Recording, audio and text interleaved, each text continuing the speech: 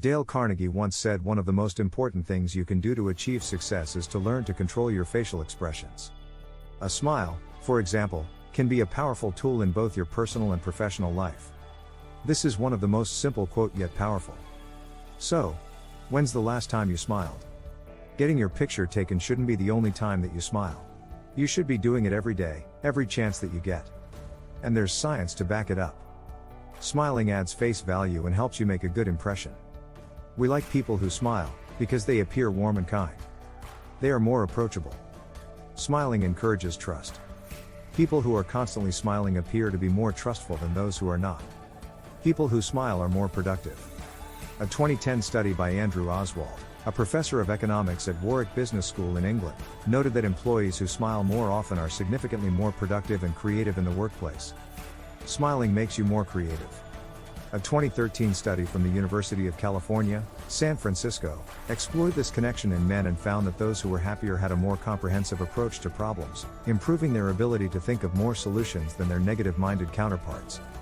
The researchers connected this finding to the release of dopamine triggered by happiness, since the neurotransmitter is involved in learning, processing and decision-making. Smiling improves mental and physical health. Smiling enhances your disposition. The more you smile, the happier you are. And don't forget that the more you smile, the happier other people around you feel. Smiling makes you more attractive. A smile is an inexpensive way to improve your looks. People are naturally attracted to people who smile. Smiling improves health. Studies have proven that when people smile, endorphins are released, making people feel happy and less stressed. The more you smile, the happier and more relaxed you get. Surprisingly, this also works when faking a smile or laugh, as the brain can't differentiate between real or fake smiles. Endorphins also act as natural painkillers. The added oxygen from smiling and laughing benefits your body while improving your immune system. Smiling releases more white blood cells, which protect the body against infectious diseases. In a 2012 study published in the journal Psychological Science, University of Kansas psychological scientists Tara Kraft and Sarah Pressman studied 170 participants who were told to hold chopsticks in their mouths in 3 formations, making them smile to various degrees without realizing it, after performing a stressful task.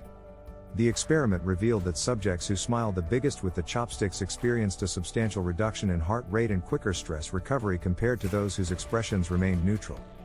Finally, smiles are contagious, just like yawns. So smile and start an epidemic. Of all the things you wear, your expression is the most important. That's why you should not only smile from ear to ear but from year to year. The value of a smile. I learned years ago that one of the most powerful things you can do to have influence with others is to smile at them. Never underestimate the value of a smile. The person who is smart enough to keep smiling usually winds up with something good enough to smile about. People all over the world smile in the same language. A smile should be standard equipment for all people, both at work and at home. It takes only 17 muscles to smile and 43 to frown, so really, you have no excuse. Put on a happy face. Why smiling is good for you. Try smiling right now, put on a big grin.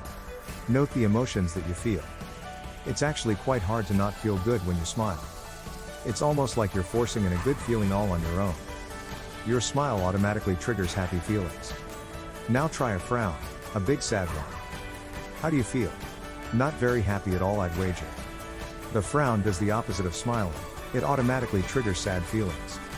You just don't feel good at all when you do it, there's something off about it. The more scientific term for this effect is called priming and is well explained in the famous book Thinking Fast and Slow. Priming is the technique of preparing one's brain to think in a certain way, by first pre-feeding it something else. The pre-feeding is like a setup that makes you more likely to think of something specific, a target. Smiling affects people's perception of you. Smiling is also extremely attractive to other people.